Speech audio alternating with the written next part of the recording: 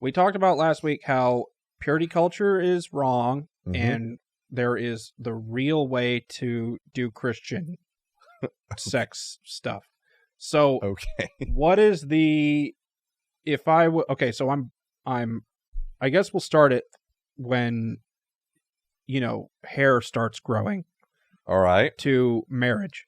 Okay. If I'm going to do this the right way, Right way. yeah. Okay. How would you suggest I get through that period of time? Okay. So Say not the purity culture way. Right, not the purity culture Okay. way, but say I'm supposed to do this the right way. All right. How do I get through it? Say I get married at 25. Okay. What do I do? Okay. Man, that's a big question. Oh, and say I'm like super attractive, okay. right? Let's All right. throw that in there Throw that in there. because that'll make things more difficult. All right. You know what I mean? I got to you. get through. I got you. Yeah. All right. So I am going to answer the question, but I understand I'm answering the question in a pretty generic way Okay. because it really will look different for a lot of people based upon their own convictions. Because Okay. there will be some that just have a conviction of I'm not going to date, or dating's going to look like X, Y, and Z, Mhm. right? So there's a lot of convictions at play here. I just know that thankfully, it would not look like shame and kind of the ridiculousness of the purity culture. Mhm. All right. So I'm getting the sex talk. What is that talk? All right. So, At 13 okay. So at 13. or whenever you're Right. supposed to get that. Right. Yeah. So let's say you're a fifth grader, sixth grader. Yeah. All right. All right. And so hopefully you're having hopefully that conversation is happening on a couple of different fronts. Okay. One with your parents, and also one because you're talking about if you're growing up in the church, right? Right. That's the context Right. of this. And so if you're growing up in the church, hopefully that's already starting to be talked about within the church as well. Okay. And so you're hearing it on kind of two fronts. And that, to me, allows for much more open conversation, right? Okay. As a parent, I fully get the fact that I'm going to talk to my child, and I have done this with my kids, and to talk with them about, all right, here's an understanding of sex, of sexuality, what's going on in your body, Mhm. all that kind of stuff, right? Here's what an erection is. Here's what it means to ejaculate, because I don't want my kids wondering what in the world's going on. Mhm.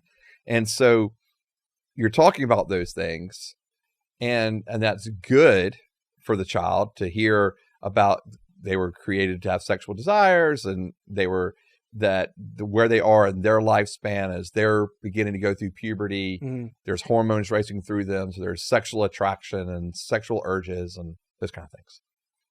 So all that's happening, but at the same time, and I think it's good and healthy for that to also happen in the church setting, because my child is probably going to feel more comfortable talking about some things with a peer or with a youth leader than dad. You want other adults talking to your children about sex? If I trust them. Okay. Yeah. So like one of the youth leaders that's been in our youth or helping with our youth for a while, or actually a couple of them, I would fully trust them to talk to my kids.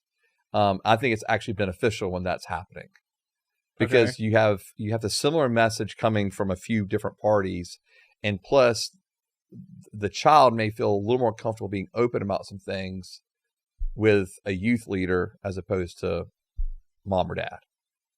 Okay. So I think the conversation's happening at that point. Okay, so now they know all the correct things, Okay.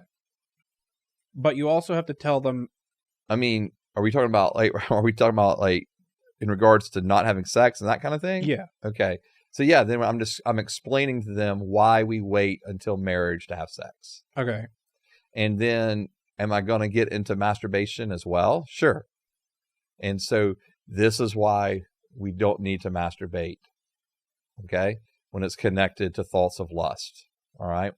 And so yeah, that conversation's happening. Now, for me, and this is where convictions are going to differ, right, a little bit. For me, my 13-year-old's not going to be dating at that point. Because you don't want them to? Because I don't think at that point it's healthy for dating to occur at 13, at 14 years old, as middle school kids. And so for me, dating in a healthy doesn't happen probably until probably the end of high school, going into college, when there actually can be, and I'm not saying that all dating has to lead to marriage. Okay. I'm not actually saying that at all, but I don't know the benefits of dating at that young of an age is all I'm saying. So how do you tell them not to lust while masturbating? How do you explain that process? Yeah, I mean, no, good question. So for me, it would be like, okay, so at that age, physiologically, there's going to be points where there just needs to be a release. And it won't take anything, no thought, anything, okay, other than just some physical movements. That's it. And you're going to experience orgasm. And so I think that can be it sounds so biological or so like disconnected from anything else. And it's just a simple biological, physiological reaction. And you think there's nothing wrong with doing that? Correct. Okay. Now, so I'm glad you asked the question, because I understand that there are going to be some people that are going to say, well, but doesn't the Bible say that masturbation is wrong? Doesn't it say that it's a sin? Purity culture people would say that. Sure. So what's interesting is masturbation is actually not discussed in Scripture. Never. And so there's a couple of different instances. So nobody in Scripture masturbated? No.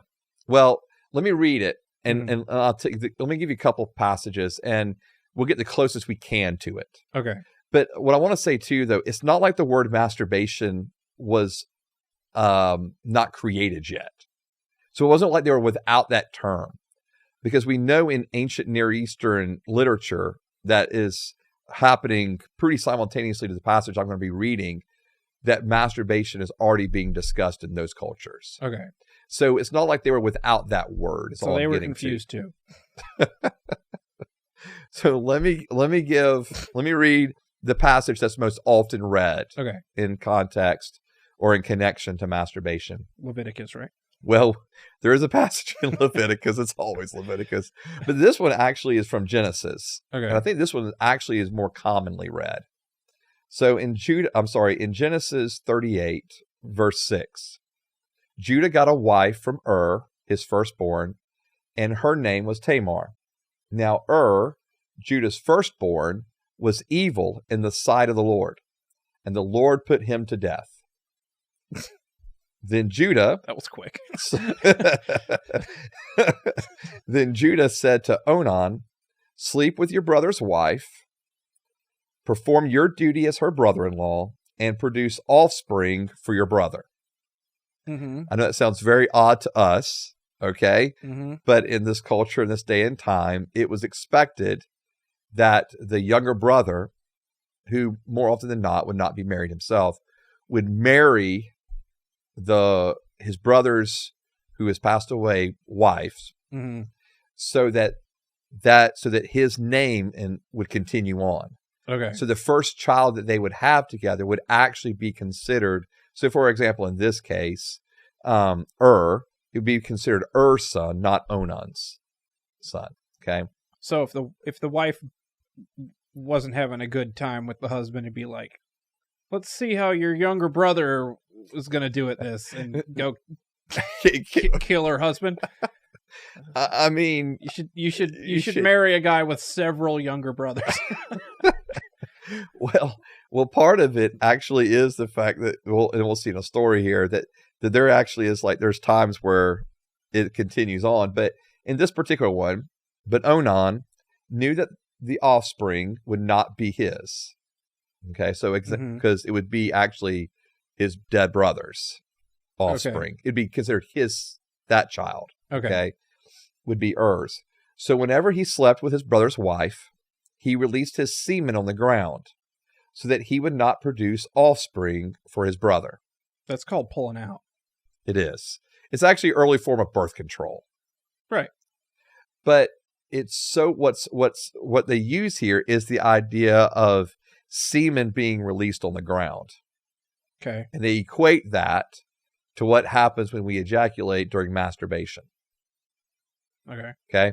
Now, I would say there's not a correlation between those two. It doesn't sound like there's a correlation. No, but I'm telling you, this passage is used all the time. Yeah, but because here's what follows up. Here's what it follows up with. It says he released his semen on the ground so that he would not produce offspring for his brother.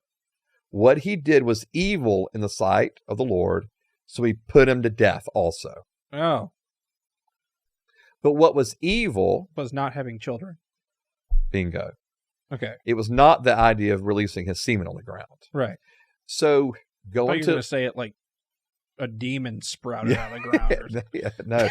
In Leviticus, there is a passage that speaks about same thing, releasing semen on the ground. Mm-hmm. Okay. And the idea of releasing semen, and then it's considered unclean. Okay. But we understand that in the it's because people got to walk there, right? And it's the well, the idea was that the person would be unclean, okay, because that they ejaculated, or if you wanted to say masturbated. But the reality is they're unclean. Yes, in the ceremonial purity sense of what I mean by that is, so for example, even if a husband and wife have sex, they're considered unclean ceremonially until they go and bathe themselves. Oh, okay. So it's not sin versus not sin. Does that make sense? Right. Like, so when it says clean versus unclean, it's not equating sin and not sin. So that's why we do it in the shower. I mean, you can. So you can be clean right afterwards. Right. You're there. Done. You're there. Mm-hmm. Right. And so for ceremony complete. Or ceremonially pure.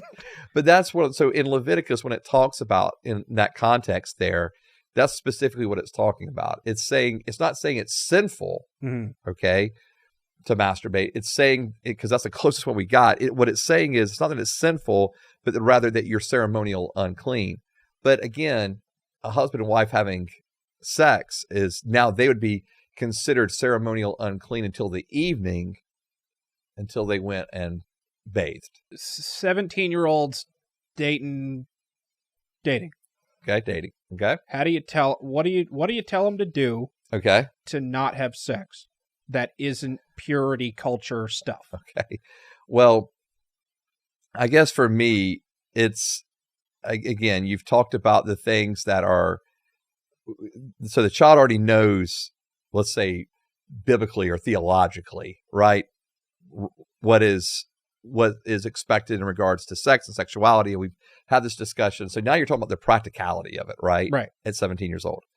I mean, here's the reality. I don't know what else to hardly say than this, is that if you're alone with someone you're dating, and there's a good chance, and I don't want to say even a good chance, but the chance is there for you to have sex.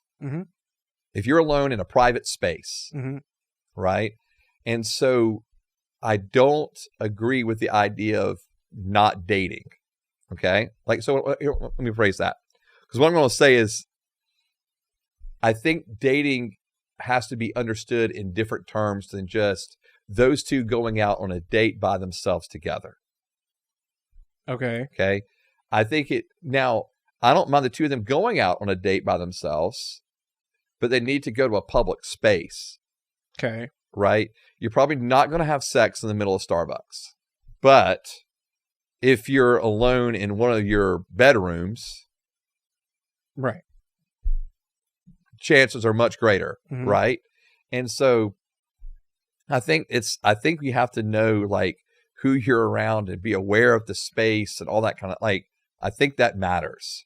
Okay. From, like you said, at 17 on up, I think it matters. Like, it's but what about the want to? Sure. What do I do about the want to? Like, both of us want to be alone and do that. Yeah. So But how do you tell them to deal with that? you tell them to simply not be alone. Because it's not about the want to, right? Just because I want to do something doesn't make it right. Just because I want to do something doesn't mean I should. Just because I want to do something doesn't mean it's the best thing for me. Okay. So I mean, yeah. So that I can't, right? I mean, so, I that's not a good argument for me. Okay. I would say, and I would understand it. Like, I'm not denying the fact. But I'm talking about not just like in my head, I'm wanting to do this, but Right. like my whole being is wanting to do this. Sure. And so is the other person's. So, Right. So that's why you can't be alone. So fight body, because that's hard. Yeah. It is, but it's not difficult. It's difficult, but it's not difficult. but it's not impossible. I mean, you're right. Yeah. But you saying it in that way. Okay. Like, well, it's not impossible. Yeah. It's like acknowledging that it's improbable. No. I mean, like, okay. Like, it's not impossible. So let me make sure I stated, I guess, a better way. Okay. Phrase it in a better way. It is not impossible to date someone and not have sex with them. Okay, so what if my response to you was, it feels like the people that make it didn't have as strong of sex drives as other people. They're crazy. Okay. I mean, no, that's just not true. Okay. It's just not true. And I know, believe me, I know from the outside in, it sounds like it probably sounds like I'm talking crazy. I don't think I'm from the outside in as much as I could be. Okay. Because I'm not like saying you have to have sex before you Right. get married in order to, like, Right. I'm not even trying to come at it from that perspective. Sure. Okay. Like, I'm just trying to be like physiologically realistic about what's happening at 17 years old. Sure. Yeah, that's absolutely. That's as far outside as I'm trying to come, I understand. come at this from. I understand. And so do I think that, but still at the same time, you don't have to have sex. Like, sex doesn't have to be part of that equation. Okay, so how far is impure then? Okay. So now we're going to ask the question of how far is too far. Yeah. Yeah. Okay. I mean, we were coming here at some point, right? Yeah. So, and it's the question I did it again. It's the question that everyone asks. Right. How far is too far? Right. And again, this is going to be based, different people are going to have different convictions on this. Okay. Okay. Some people are going to tell you, don't even hold her hand. Okay. Some people are going to say, don't kiss. All right. And so that's like, so you're going to have these kind of lines in different places for different people. All right. Another is going to say, your hands don't need to be roaming. Okay. And so I think it kind of keeps walking. But to me, I think probably the line that I think most individuals would agree to is it doesn't need to go beyond kissing. Kissing where? Yeah. So let's just say lips. Okay. Yeah. Okay. So that's what you did that? Did I do that? Yeah. I handled it differently in different relationships. I know, but with wife now. With that's wife how far now. you went? No. Okay. No. We went over that line. Okay. Yeah. So that's what you would say to your children then? Yeah, that's what I'd say to my children. Is just kiss. Correct. Okay, so what if I were to attack this from the farther Okay. place All right. and say you have to have sex in order to figure out if you like having sex with them before you get married? Then I would say you have a really shallow view of marriage. Okay, well, what's the not shallow view of marriage then? Well, because you've made marriage all about if I like sex with that person or not. And I think that's a real shallow way of looking at any kind of relationship, whether it's dating, whether it's whatever. If I'm gauging it just upon sex, I mean, that is a very small sliver of what a relationship is. And so, I mean, I think a relationship is so beyond just the act of sex, right? It's about the fact that I'm communicating with an individual, about the fact that I enjoy spending time with that individual. We get along, that we're able to have, intellectually stimulating conversation, that we're able to have conversations where we just laugh and cut up. We're just, we just literally just enjoy being with each other. And so I guess what I'm saying is, if those things are in place, like if I love being with someone, if I enjoy being with someone, if I'm comfortable with someone, then to me, the physical aspect of it is probably going to take care of itself. Now, if it doesn't, okay, and let's say one of you has a hang up in one direction or the other, or is having a hard time with the sexual component, and there can be all kind of variables of why that's the case. Then you go and you talk with a counselor and you help walk through that. And so, but I just think that marriage, again, is so much more than just about, do we have good sex? Like that's not the point of marriage. And so It's so much richer and deeper than that. And as a believer, for me, part of that component obviously is that I'm following Jesus with somebody. And again, I understand if you're not a believer, that sounds really cliche, but for me and my wife in particular, that's a huge component of this, that we really believe that we are on this journey together, following Jesus together. And so that's a huge component of our marriage.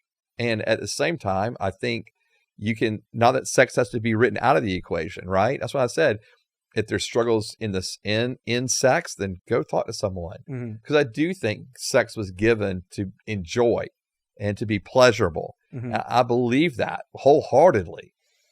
I just don't think that I've got to go sleep around or to test the waters, if you were, of, am I sexually compatible with this individual? I don't think that has to be part of the process. I didn't come at this conversation from that angle because I think that's BS also. Sex has become such a major topic. Yeah. Right? And it's where so many things have been so pushed toward a sexualized version of everything. And that whether it's relationships or whatever. And I just don't think in our culture that's over sexualized so much, that's what I'm saying. There's got to be a bigger picture of what it looks like to be in a relationship with someone other than just sex.